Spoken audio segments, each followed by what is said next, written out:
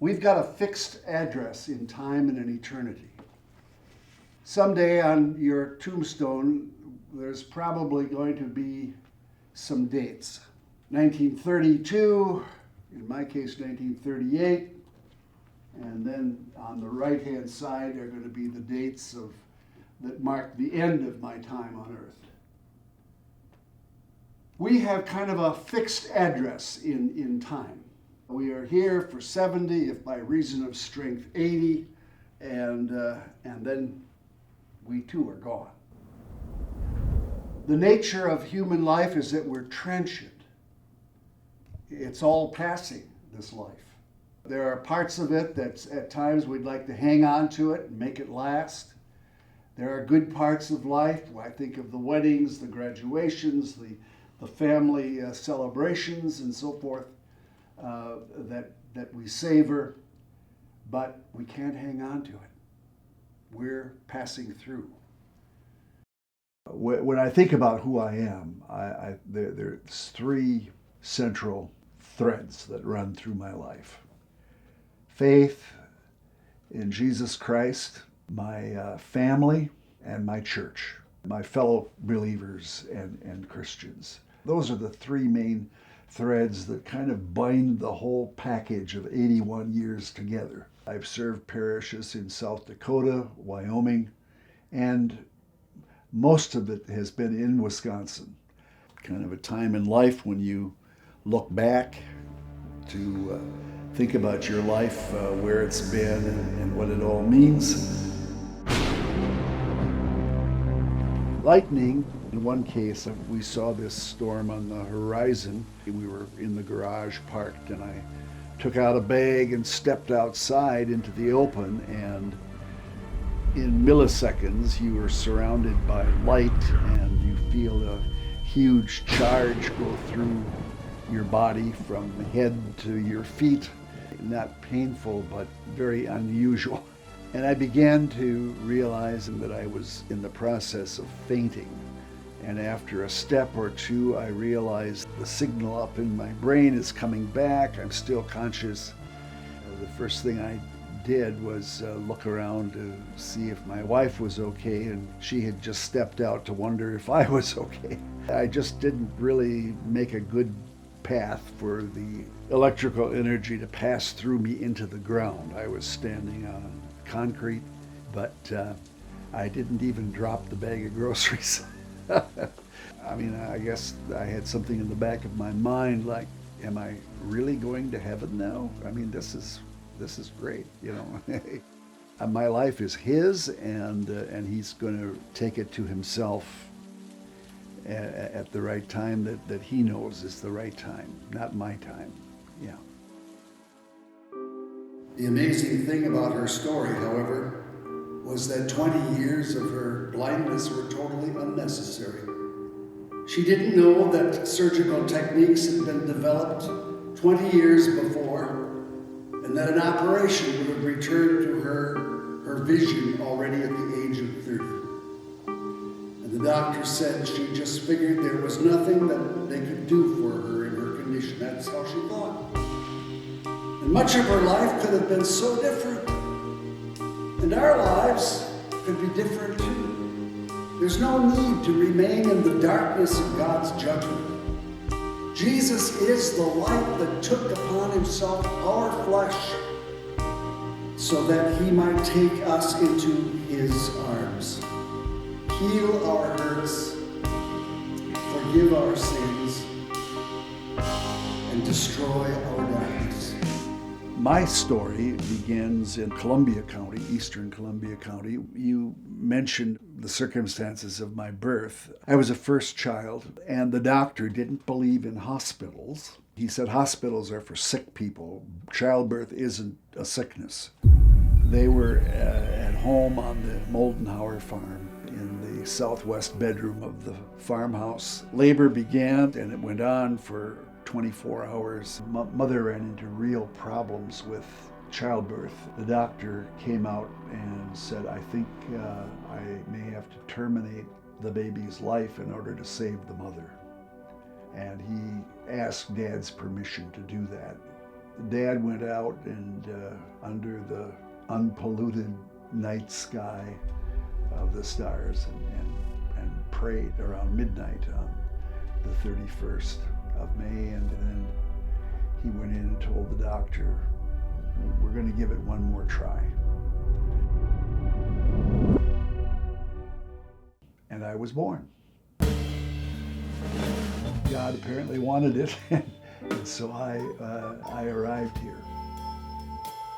I've been an ordained Lutheran pastor for 53 years. Yeah, there were tough times. I never, no matter how tough it was, I always felt, this is the reason I'm here. You grind people to dust and you say, return, children of Adam. You know, I have said it somewhat in a humorous fashion, but it is so true. When you hear that Pastor Moldenhauer has died, what you should say to yourself is, the old bugger had it coming. He was as much of a sinner as anybody. In November of 1959, I had the opportunity to have a noon lunch with John Fitzgerald Kennedy in Watertown. Ask what you can do for your country. He was making a decision at that time about running for the presidency. He was human like me, nervous and tense. In visiting with him afterwards, he talked to me about the death of his older brother and a sister in a plane crash. He seemed to be very aware of mortality, including his own, and the necessity to do our best while we are here, while we can. For 1,000 years in your sight are like a day, like yesterday that has gone by. You know, we hear people sometimes say, we're looking for the return of Christ. Good grief. Some people say, that's 2,000 years that we've been looking forward to this. And it hasn't happened yet. God doesn't work on our human timetables. 1,000 years, sometimes a year is a long time to us. To him, 1,000 years is like a watch in the night. My pastor and my parents, with agreement, I was sent in the direction of becoming a Lutheran pastor. Now I want to tell you, when you're 14 years old and you're beginning a course of study that will last for 12 more years, you're going to be 26 when you graduate and are ordained. That was daunting, but we began. I was off to Northwestern Prep School in Watertown, Wisconsin. Right off the bat, you're studying Latin, German, in college, Greek and Hebrew. None of this has to do with pastoral ministry. This is just getting the basic skills of being able to understand Scripture in the original languages and to understand theological literature. Und die Erde und die Welt geschaffen wurden, bist du Gott von Ewigkeit zu Ewigkeit. Back in 1973, I was not yet married. As a matter of fact, I was sitting next to my future wife, however, the first time we were near each other, shall we say, at a service in Leipzig, Germany, at the Thomaskirche, where Bach was a musician 200 years after Luther. And we got there for about 11 p.m. for the New Year's Eve service. Now you got to picture this medieval church with high ceilings, 150 feet high, I mean way up. And in 11 o'clock at night, it was all dark. The lights were on long chains that came down to where we could read our hymnal and so forth. But the reader read this psalm, and these words echoed.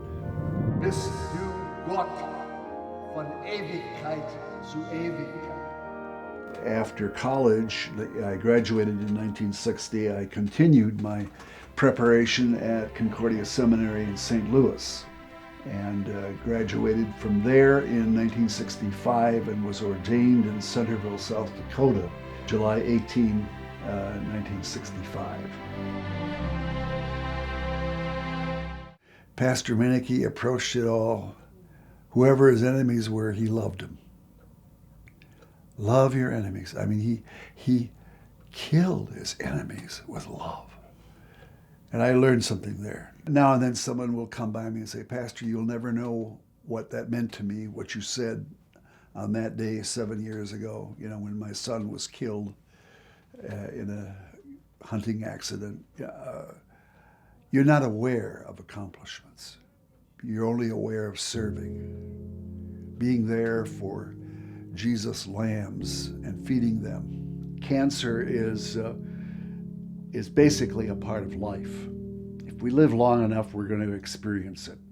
I've been through 15 years ago prostate cancer. I had successful surgery for that. In the last 5 years, I've had to deal with some skin cancer on my face. More recently, I'd say about the last year and a half, I've dealt with something called multiple myeloma. Years ago, we simply called it bone marrow cancer. At this point, it has not really made a big impact on my life, my psyche. This old flesh of mine is always worried about this or worried, what if, all that kind of crap. That's my sinful condition talking. When I was about 2 weeks old, all the way to now, the Lord has been building this living hope in my heart so that I know whatever the trajectory and arc of my life and my future, I know where it's going to end up. Psalm 118, verse 17, I shall not die, but I shall live and declare the wonderful deeds of God. That's where it all ends up.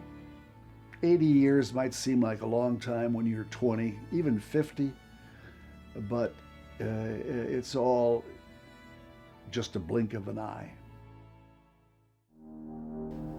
Dust you are, and to dust you shall return. That is our destiny, death. We have a refuge, that's God, from eternity to eternity. Only in Him do we have permanence. Jesus is the great light that John writes about in chapter 1. The light shines in the darkness, and the darkness has not overcome it. In the Eucharistic body and blood of Christ that we receive at the altar, we are fed, we are nourished for the journey of faith. We have an inheritance that can never fade or perish, spoil, kept in heaven. I think heaven is going to be the biggest surprise of our existence. Nothing like what we expected. I know some people got it all painted out, streets of gold and signs made out of sapphire and all kinds of things like that.